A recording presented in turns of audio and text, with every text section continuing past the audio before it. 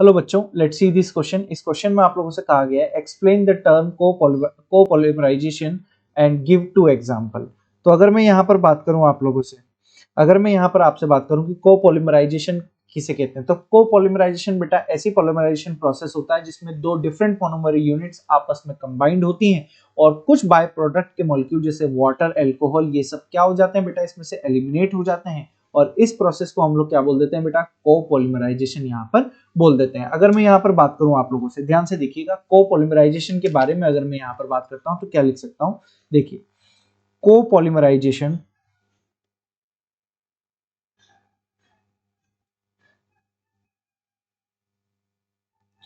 कोपॉलीमराइजेशन is a process in which a mixture of more monomeric species is allowed to polymerize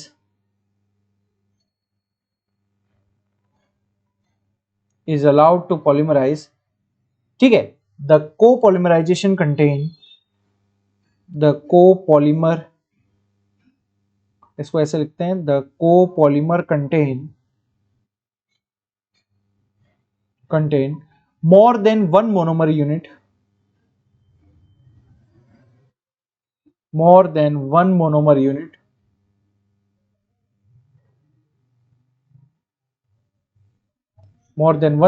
unit in the chain।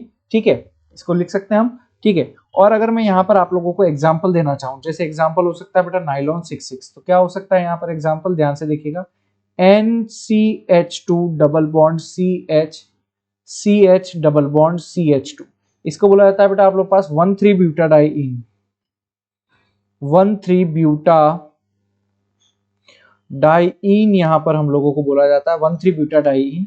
इसकी अगर मैं reaction यहां पर करा दूं स्टाइरीन के साथ, NC6H5CH डबल बॉन्ड CH2, इसे क्या बोला जाता है बेटा आप लोगों के पास, स्टाइरीन। इसे यहां पर स्टाइरीन बोल दिया जाता है। तो 1,3 ब्यूटाडाइइन और स्टाइरीन से हम लोगों के पास जो पॉलीमराइजेशन होता है इसको बोला जाता है बेटा कोपॉलीमराइजेशन। कोपॉलीमराइजेशन इसको यहाँ पर बोल दिया जाता है और ये हम लोगों के पास यहाँ पर ब्यूना एस मिलकर तैयार हो जाता है, यानी CH2CH डबल बॉन्ड CH, यहाँ पर CH2, यहाँ पर CH, यहाँ पर C6H5 और यहाँ पर कुछ इस तरीके से हम लोगों के पास ब्यूना एस का यहाँ पर फॉर्मेशन आप लोगों के पास हो जाता है। एक एग्जाम्पल आप लोगों के पास ब्यूना एस का हो गया। एक और एग्जांपल हम यहाँ पर दे सकते हैं मेरे प्यारे बच्चों, हेक्सामेथिलीन डायमीन और एडिपिक एसिड के कोपॉलीमराइजेशन से हम लोगों के पास नाइलॉन 66 का यहाँ पर फॉर्मेशन होता है। तो क्या लिख सकता हूं मैं, NH2N CH26 NH2 hexamethylene diamine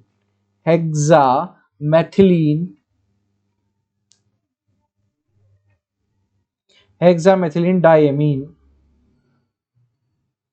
ठीक है, प्लस यहां पर आ जाएगा आप लोगों के पास NHOOC, यहां पर CH24, यहां पर COOH, ये है आप लोगों के पास एडिपिक एसिड। क्या है बेटा, ये यहां पर आप लोगों के पास एडिपिक एसिड है। ठीक है, और इसके कॉम्बिनेशन से बेटा आप लोगों के पास यहाँ पर नाइलॉन 66 बनेगा, यानी NH, यहाँ पर CH2, यहाँ पर 6, यहाँ पर आप लोगों के पास NH, यहाँ पर CO, यहाँ पर CH24, यहाँ पर CO और यहाँ पर हो गया N।